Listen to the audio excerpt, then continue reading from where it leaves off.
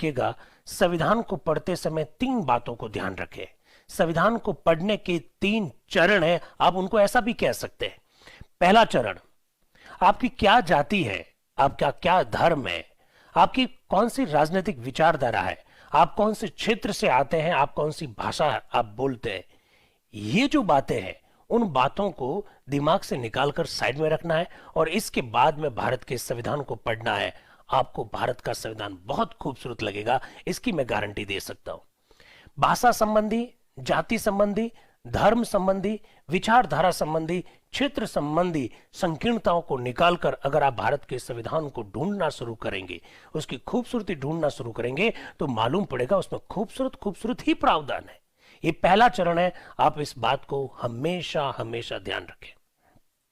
भारत के संविधान को पढ़ते समय दूसरी बात जो आप ध्यान रखें वो ये रखें कि संविधान का निर्माण किस समय किया गया। आज मैं इस कमरे में खड़े होकर आप लोगों से बातचीत कर रहा हूं और आप कल्पना कीजिएगा कि जब संविधान का निर्माण 1946 से लगाकर 1950 के बीच में जब हो रहा था, तो संविधान सभा जब बैठती थी तो बाहर क्या सीन थे। देश विभाजन के कगार पर खड़ा था, देश का विभाजन हो रहा था, देश का विभाजन हुआ था, बाहर तलवारें चल रही थी, सांप्रदायिक दंगे हो रहे थे, देश कई सारे भागों में बटा हुआ था, लोग जाति धर्म की संकीर्णताओं से ऊपर नहीं आ रहे थे, अपनी अपनी जाति के इंटरेस्ट के लिए प्रयास कर रहे थे कि संविधान में उनके लिए विशेष प्रावधान कर दिया जाए।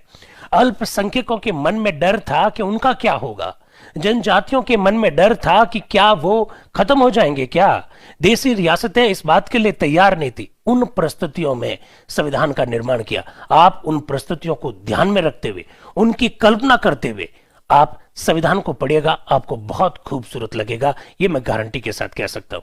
तीसरा चरण संविधान को समझने का है और वो ये है कि आप हमेशा ध्यान रखिए, भारत का संविधान का निर्माण के 3 उद्देश्य हैं। एक उद्देश्य है एकता स्थापित करना, राष्ट्रीय एकता स्थापित करना। एक उद्देश्य है सामाजिक न्याय को प्राप्त करना साथियों, और तीसरा जो उद्देश्य है वह है लोकतंत्र को स्थापित करना। अगर तीनों उद्देश्य आपको मालूम है संविधान के, तो मेरे हिसाब से आपको कभी भी इस प्रकार के प्रश्न नहीं आएंगे मस्तिष्क में जो अक्सर किसी पार्टी के कार्यकर्ता दूसरे पार्टी के कार्यकर्ताओं से पूछते हैं। हम पार्टी के कार्यकर्ता नहीं है, हमारी कोई जाति धर्म नहीं है, हमारी कोई विचारधारा नहीं है, हम प्रशासनिक सेवाओं की तैयारी कर रहे हैं और प्रशासन का ही हिस्सा बन रहे हैं। इस बात को आप थोड़ा सा ध्यान रखिएगा साथियों। अब इन बातों को ध्यान में रखोगे तो मुझे लगता है कि जो आपके जो बड़े बचकाने जो प्रश्न होते हैं वो प्रश्न खत्म हो जाएगा। सर योगी सरकार ने ये कर दिया, अशोक गहलोत सरकार ने वो कर दिया, सर मोदी सरकार ने ये कर दिया, इंदिरा गांधी सरकार ने ये नहीं किया, ये सारे प्रश्न आपके खत्म हो जाएंगे। मस्तिष्क को खुला रखिए, विचारों को आने दीजिए, संविधान आपको खूब खूब खूब खूबसूरती से युक्त दस्तावेज